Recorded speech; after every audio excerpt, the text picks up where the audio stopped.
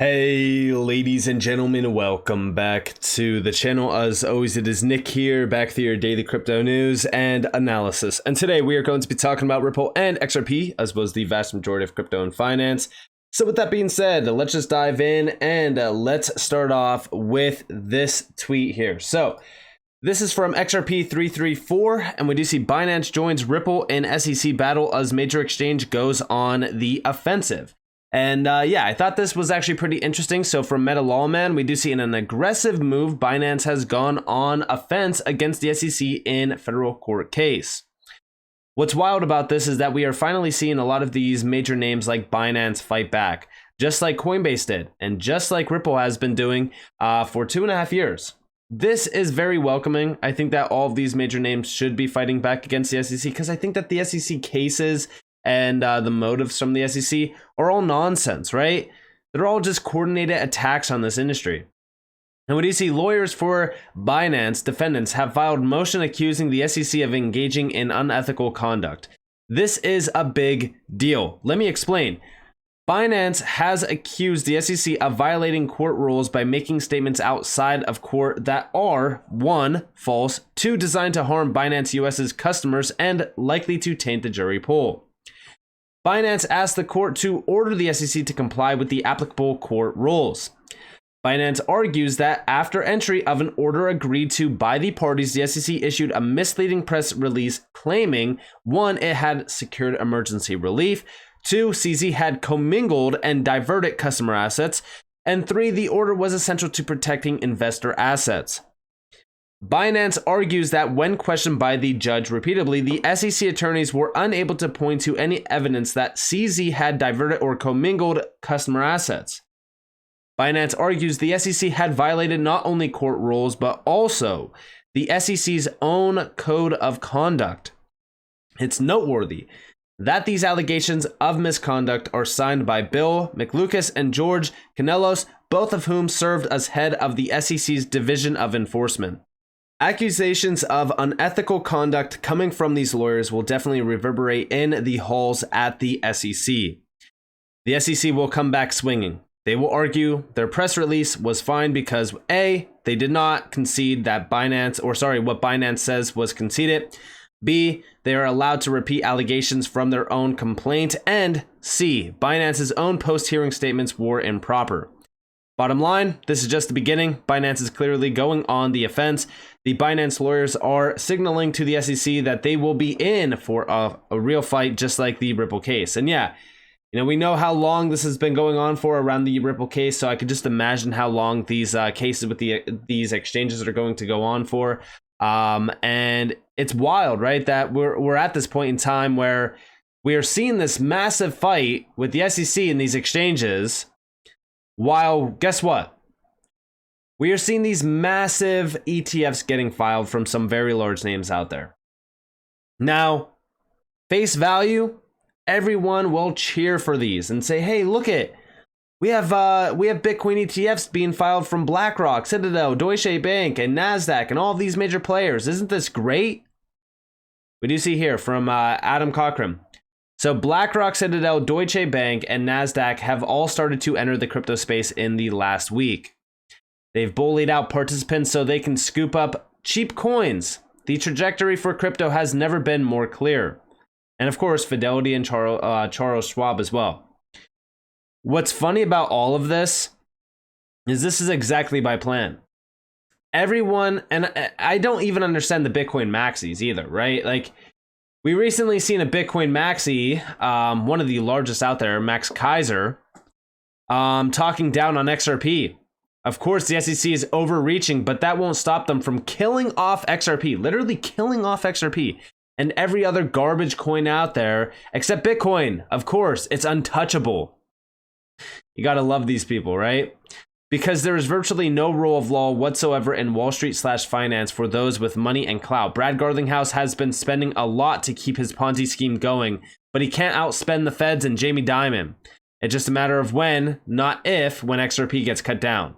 And here we have from Johnny Deaton. He's responding to Joel Katz, aka David Schwartz, and Belisarius 2020. What is inconsistent is that so many Bitcoin maxis fancy themselves the libertarians and then applaud or celebrate the massive and gross overreach by the SEC. And yeah, like this is the biggest problem that I see with a lot of these names, because for so long we have seen these Bitcoin maxis going out and targeting XRP. Listen, I'm an XRP holder. I'm a holder of many coins in this market as well. I'm not going to sit here and say Ethereum is garbage and everyone should sell their Ethereum and go into XRP because, you know, Ethereum is trash, it's centralized, it's this. No, because I don't care to do that. I'm not trying to cut down other projects in the space. In fact, I want all of these projects to thrive and have a fair journey ahead. These Bitcoin maxis, they're terrified. They're terrified of things like XRP for a fact, because when you look at XRP and you look at the documents from like the IMF and all of these other major names, like, why do you think Bitcoin gets the pass? It's because in these documents, you see the fact that Bitcoin won't be utilized.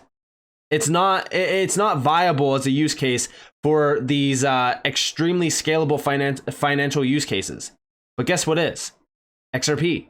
And the day that Bitcoin gets flipped by another coin or another project, it's game over. I could see past the Bitcoin nonsense, right? Like, if I were to actually invest into something because of its low supply, I would just go look at QNT. It has utility. It's literally on par with central bankers and their idea around utilizing crypto. Central bankers always win. And to me, as we look at what's happening with these Bitcoin ETFs, Bitcoin's becoming more centralized. I don't know who, like, I don't know who these people are that are these Bitcoin maxis, or at least maybe they're just, you know, playing this charade, that are celebrating these Bitcoin ETFs, because these Bitcoin ETFs are not good for Bitcoin. They're just not.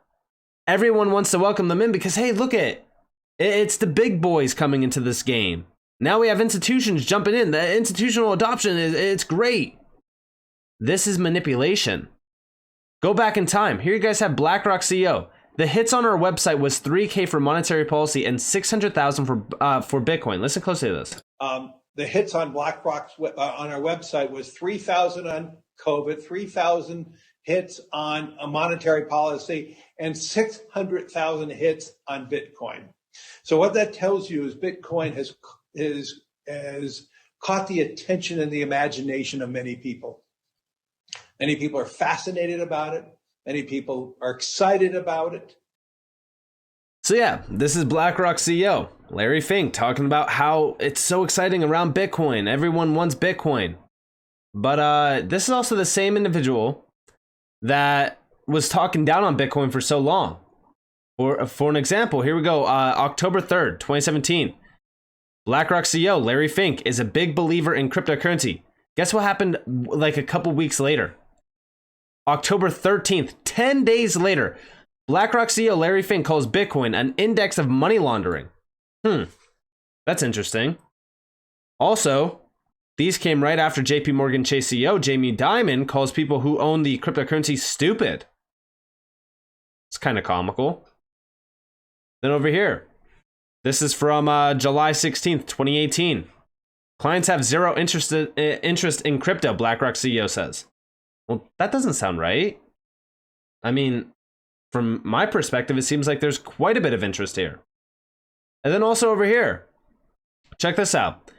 BlackRock's anti-Bitcoin CEO, Larry Fink's here is crypto critic Mark Weidman. Look at this. So Larry Fink, crypto is not legitimate.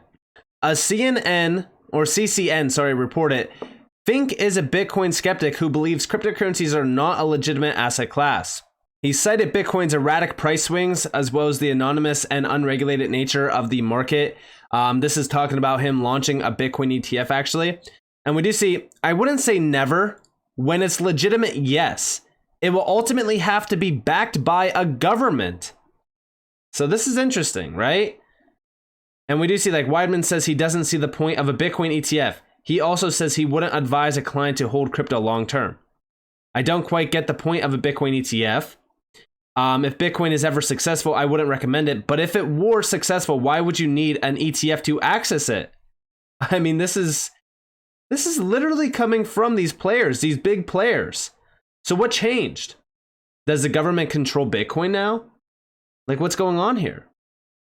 But yeah, it's so clear to me that these ETFs are coming out now, or at least we're seeing a lot of these major players like BlackRock applying for a ETF to control the market, and they're cornering it, right? They want to price individuals out of Bitcoin, or at least they want to get people into these Bitcoin ETFs that are most likely going to collapse. What do I mean by that?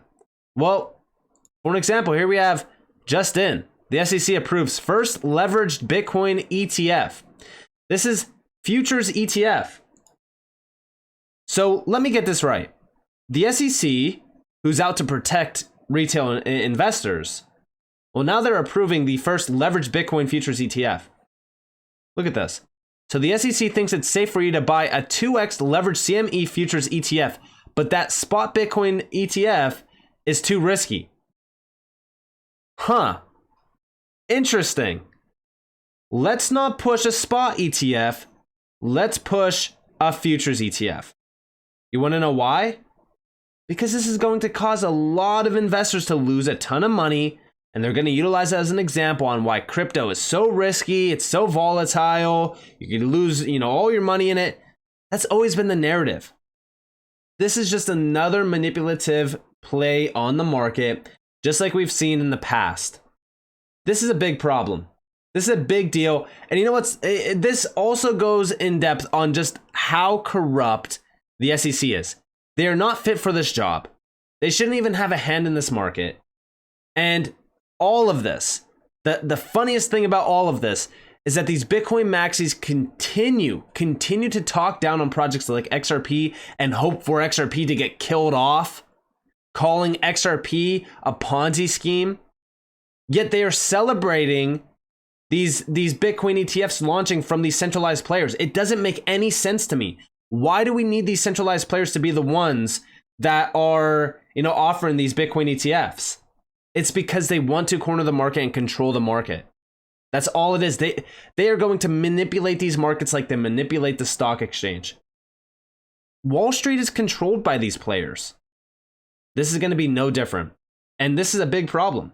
So with that being said, I hope that you guys enjoyed this video. If you guys did, definitely leave a like, subscribe, to notifications on if you guys have more free content. You guys are more than welcome to follow me on Twitter and join the free Discord down in the description below. So it's up to you all. Have a beautiful day or a beautiful night, wherever you guys are on this beautiful world. It's been Nick. Peace out, guys.